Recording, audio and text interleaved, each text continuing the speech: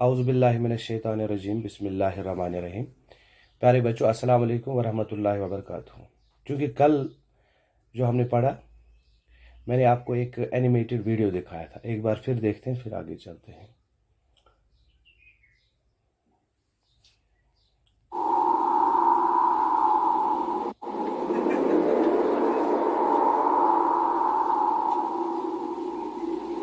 ये solar system है। बीच में जो आपको ये चमकती हुई चीज़ दिखाई देती है, ये पता है क्या है? ये जो ये चमकीली चीज़ है, इसे क्या कहते हैं आपको पता है? ये सन है। और ये जो बाकी इसके इर्द गिर्द घूमते हैं, ये सब प्लैनेट्स हैं। ठीक है, सबसे नज़दीकी प्लैनेट, ये मैं कल कह, वो छोटा सा दिखाई दे रहा है, ये छोटा। तो ये है, हाँ, लाइन के साथ पहुँचे। ये मरकरी है, उसके बाद वीनस, ठीक है, उसके बाद अर्थ, थर्ड प्लैनेट ये ब्लू वाला, ये वाला अर्थ, ठीक है, ये जा रहा है। तो इसी तरह सैटर्न, नेपच्यून वगैरह ये सब प्लैनेट्स हैं, सूरज के गिर्द घूमते हैं। ये हमने कल पढ़ा, मैंने सोचा आपको थोड़ा सा याद दिला दूं। ठीक है, तो आगे चलते हैं। ठीक है, तो सन हमने पढ़ा, आज हम प्लैनेट्स के बारे में पढ़ेंगे। There are 8 planets in our solar system. चूंकि हमारा जो सोलर सिस्टम है, इसमें जो है 8 प्लैनेट हैं। ठीक है, in order to their distance from the sun they are, चूंकि ये सभी प्लैनेट जो है 8 प्लैनेट, ये सूरज के गिर्द घूमते हैं। तो इनका हिसाब इस तरह से, पहले जो नज़दीक है वो मरकरी है। ये देखिए, यहाँ पे मैं आपको दिखा दूँ, ये थोड़ा जूम करके। मरकरी पहला है जो नज़दीक है, ये। उसके बाद है वीनस, ठीक है। वीनस के बाद है, यहाँ पे देखिए, अर्थ है कि नहीं? अर्थ के बाद है, ये अर्थ है, फिर मार्स है, फिर जुपिटर है, फिर सैटर्न है, फिर यूरेनस है। ये कितने टोटल प्लैनेट्स हैं? 8 प्लैनेट, और नेपच्यून है लास्ट में। ठीक है, ये ये मार्क नहीं हो रहा था, ये नेपच्यून, यानी कि 8 प्लैनेट है जो सूरज के गिर्द घूमते हैं अपने मदार पर। इनका एक पाथ है। ठीक है, there are 4 dwarf planets also. They are Pluto, Charon, Eris and Ceres. इसके अलावा भी कुछ प्लैनेट हैं, उन्हें कहते हैं ड्वार्फ प्लैनेट्स। जैसे कि प्लूटो है। प्लूटो जो है, प्लूटो पहले उन जो 8 आज हम प्लैनेट गिनते हैं, ये 9वां प्लैनेट माना जाता था। अब इसको प्लैनेट नहीं कहते हैं, इसको अब कहते हैं ड्वार्फ प्लैनेट। और ये इनमें है, ड्वार्फ प्लैनेट्स में है, यहाँ पे प्लूटो है, चेरॉन है, एरिस है, Ceres. Now Pluto is not a planet number, remember it is a dwarf planet. अब ये वो प्लैनेट नहीं रहा, अब इसको हम कहते हैं dwarf planet. All the 8 planets of the solar system move around the sun in a fixed path. चूंकि सभी प्लैनेट जो है ये सूरज के गिर्द घूमते हैं। ठीक है, उनके लिए अपना पाथ है। मान लीजिए यहाँ पे सूरज है, ठीक है, तो मरकरी यहाँ से इस तरह अपने तरीके से घूमता है। मरकरी के बाद वीनस यहाँ से घूमता है, ठीक है। फिर थर्ड प्लैनेट है अर्थ, वो इस तरह से इसके आगे साइड में घूमता है। इसी तरह ये सभी अपने अपने, इनका जो ये पाथ है लगा हुआ है। ठीक है, इसके अलावा अपनी जगह इस तरह स्पिन भी करते हैं। ठीक है, तो जो साइड सूरज की तरफ आता है वहां दिन, जो दूसरे साइड में आता है वहां रात। ठीक है, तो आगे चलिए। These paths are elongated. ये पाथ जो हैं, ये इन पे चलते हैं। They are called orbits. और ये जो पाथ हैं, कौन पाथ जो मैं दिखा रहा था, जहां से ये चलते हैं, तो इनको ऑर्बिट कहते हैं। Mercury is nearest to the sun. जो मरकरी है सबसे नजदीक है सूरज के। It takes only about 88 days to complete 1 round along its orbit. चूंकि अगर यहाँ पे सन मान लिया जाए, तो जो मरकरी है सबसे नजदीक है, ये इस तरह से इसके गिर्द घूमता है। इसको लगते हैं टोटल मुकम्मल चक्कर लगाने। अगर यहाँ से शुरू करते हैं, यहाँ यहाँ यहाँ यहाँ यहाँ पहुँचने में वापस सिर्फ उसे 28 दिन लगते हैं। यानी कि वहाँ का साल जो है मरकरी का 28 दिन का, 88 दिन का है। ठीक है, Pluto is suppose to be far the still now. और जो प्लूटो है वो बहुत दूर है कि नहीं है? So it takes about 248 years to complete one round. तो वो भी सूरज के गिर्द घूमता है, लेकिन उसे 248 साल लगते हैं। कितने साल? यहाँ हमारे 248 साल ज़मीन के हिसाब से। Venus is considered as Earth's twin. तो जो वीनस है, वीनस, मरकरी वीनस, दूसरा प्लैनेट जो है वीनस, ये इसको ट्विन बोलता है, जुड़वा कहते हैं इसको ज़मीन का। क्यों? Because it size and shape are very much similar to that of Earth. क्योंकि इसका जो साइज़ है और इसका जो हुजूम शेप है वो किसके जैसा है? ज़मीन के जैसा है। अच्छा, अब अर्थ पे आते हैं जिस पे हम रहते हैं। The earth is third nearest planet to the sun. तो सूरज के नज़दीक जो प्लैनेट है उनमें तीसरे नंबर पे कौन आता है? ज़मीन। In size it is the fifth largest planet. अगर हम देखेंगे साइज के लिहाज से तो ये 5वें नंबर पे आता है। It is slightly flattered at the poles. जो इसके पोल्स हैं, पोल्स कहते हैं इन एरियाज को। अगर ये ज़मीन है तो यहाँ ये नॉर्थ पोल यहाँ पे, तो यहाँ पे साउथ पोल। जो पोल्स की जगह है, it is slightly flattened, plane है वहां पे पोल्स पे, ठीक है। This is why it is called it is described as a geoid. तो इसीलिए इसको कौन सी शक्ल कहा जाता है? जियोइड, यानी कि अर्थ लाइक शेप, जमीन जैसी शक्ल है। Geoid means Earth like shape. Conditions favourable to support life are probably find on only on the Earth. चूंकि जहां पे इंसान जिंदा रह सकता है, पेड़ पौधे उग सकते हैं, बाकी जानवर जिंदा रह सकते हैं, ऐसी हालात, ऐसी गुंजाइश सिर्फ ज़मीन पर है। The Earth is neither too hot और टू कोल्ड। ज़मीन न ज़्यादा गर्म है ना ही ज़्यादा सर्द है। It has water and air. ज़मीन पर हवा भी है, पानी भी है, which are very essential for our survival. तो जिंदा रहने के लिए हवा और पानी बहुत ही ज़रूरी है। The air has life supporting gases. तो ज़मीन जो ये हवा है, हवा में ज़िंदगी बचाने के लिए गैसेज मौजूद हैं। लाइक मिसाल के तौर पर क्या क्या है? एक है ऑक्सीजन, ठीक है। बिकॉज ऑफ दीज रीजन्स, यही वजह है। क्या वजह है? यही वजह है the earth is a unique planet in the solar system. तो ये सोलर सिस्टम जो है, जिसमें 8 प्लैनेट हैं और 4 ये ड्वार्फ प्लैनेट्स हैं, मून भी हैं वगैरह हैं, तो इनमें सिर्फ अर्थ ही एक ऐसा प्लैनेट है जो अलग है, जिस पे जिंदगी मुमकिन है। From the outer space the earth appears like blue. अगर हम चांद पर जाएंगे तो जमीन की तरफ देखेंगे तो जमीन भी हमें इसी तरह चांद की तरह दिखाई देगी, लेकिन इसका कलर हमें कैसा दिखेगा? नीले कलर की दिखेगी, ब्लू, है ना। इट इज क्यों?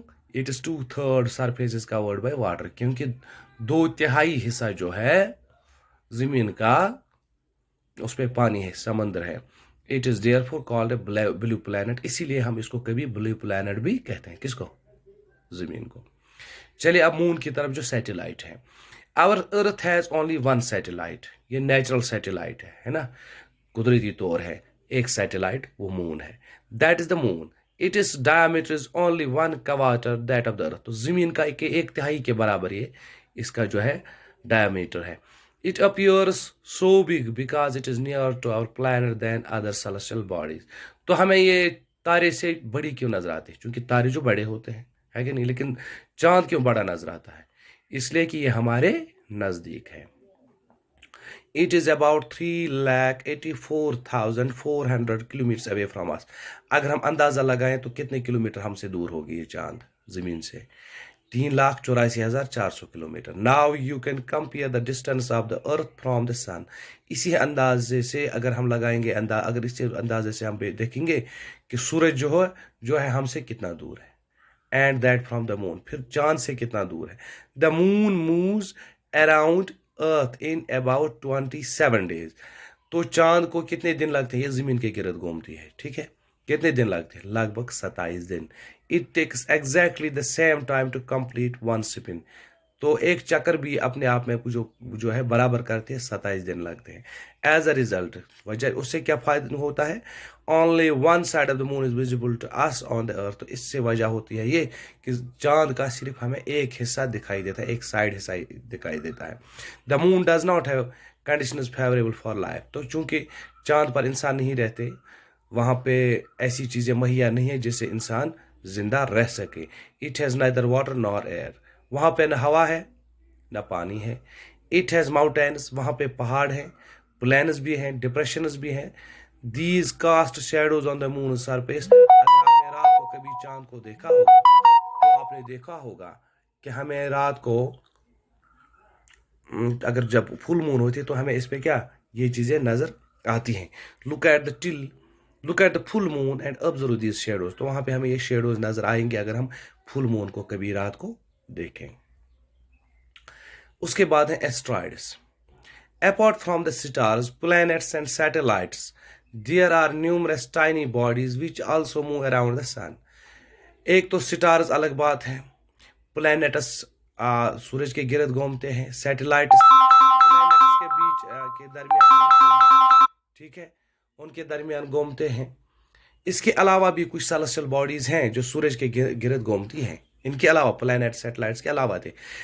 These bodies are called asteroids. उन्हें हम क्या कहते हैं? उन्हें एस्ट्रॉइड्स कहते हैं। They are found between the orbits of Mars and Jupiter. उन्हें हम मार्स और जुपिटर के बीच, अगर यहाँ से मार्स गुजरता है, यहाँ से जुपिटर गुजरता है, तो यहाँ से एस्ट्रॉइड्स गुजरते हैं, यहाँ से इनके बीच से। समझ में आई बात? उन्हें हम एस्ट्रॉइड्स कहते हैं।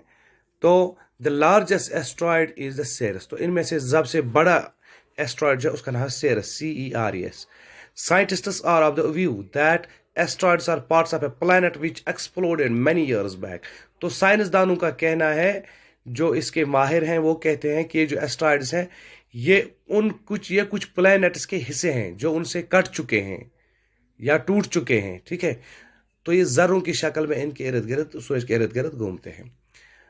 ये देखिए यहाँ पे है एस्ट्रॉइड, एक ऊपर यहाँ, ये है एस्ट्रॉइड, इस तरह टूटे हुए हिस्से होते हैं।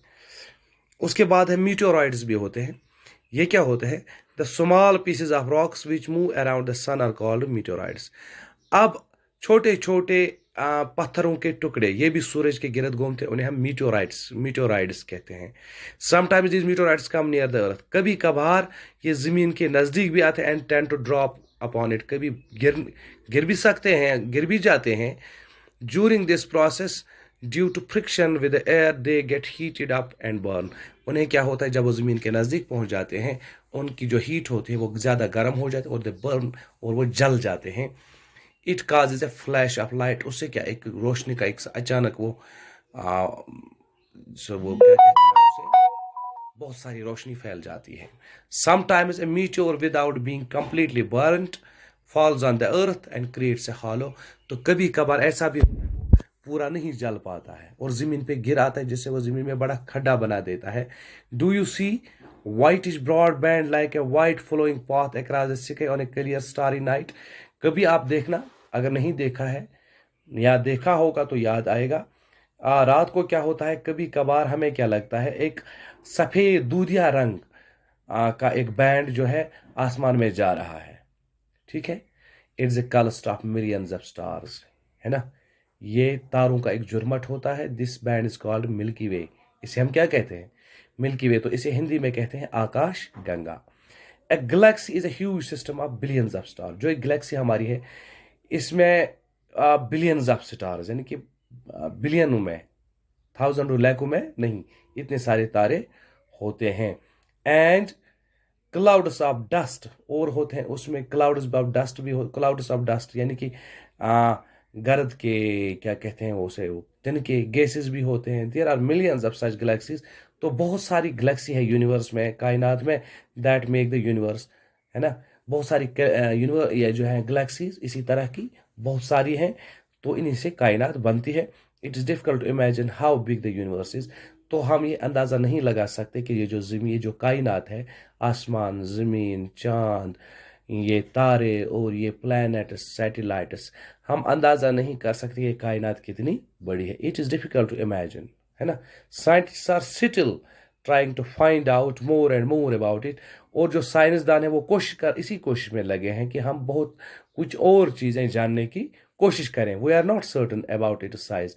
हम ये नहीं कह सकते कि ये जो कायनात है इतने 1000 किलोमीटर, इतने लाख किलोमीटर बड़ी है, हम ये नहीं कह सकते क्योंकि किसी ने इसको मेजरमेंट इसका नहीं किया है। But we know that all of us, you, me, I belong to the universe. लेकिन हम इतनी बात जानते हैं कि हम इस कायनात के हिस्सा हैं, इंसान है, जानवर है, परिंदे चरिंदे, पहाड़, ये सब किसके हिस्सा है? हम इस कायनात के हिस्से हैं। इतना तो हम जानते हैं। यहाँ पे ये लेसन जो है मुकम्मल होती है। अब इसके कुछ क्वेश्चंस हैं। How does a planet differ from A star? Planet और स्टार को हम कैसे डिफ्रेंशिएट करें? ठीक है, प्लैनेट जो होता है उसकी अपनी लाइट नहीं होती है, जबकि स्टार जो है उसकी अपनी लाइट होती है। प्लैनेट जो होता है वो गर्मी सूरज से हासिल करता है, स्टार से हासिल करता है, और स्टार जो उनके पास अपनी गर्मी होती है। स्टार जो है वो ट्विंकलिंग करते हैं, है ना, टिमटिमाते हैं, लेकिन प्लैनेट टिमटिमाते नहीं है। इसी तरह what is meant by solar system? Solar system किसे कहते हैं? सोलर सिस्टम कहते हैं सन और उसकी family, earth, Mars, Venus, Mercury, Jupiter, Neptune. ठीक है, ये 8 प्लैनेट्स। अच्छा, name all the planets according to their size distance from the sun. तो सूरज से कौन कितनी दूरी पे है प्लैनेट, उनके हिसाब से इनका एक लिस्ट बनाना है। अभी हम पढ़ रहे थे, मैं दिखाता हूं फिर एक बार आपको। डिस्टेंस एज पर डिस्टेंस, ये देखिए, पहले है Mercury, Venus, Earth, Mars, Jupiter, Saturn, Uranus and Neptune. Clear?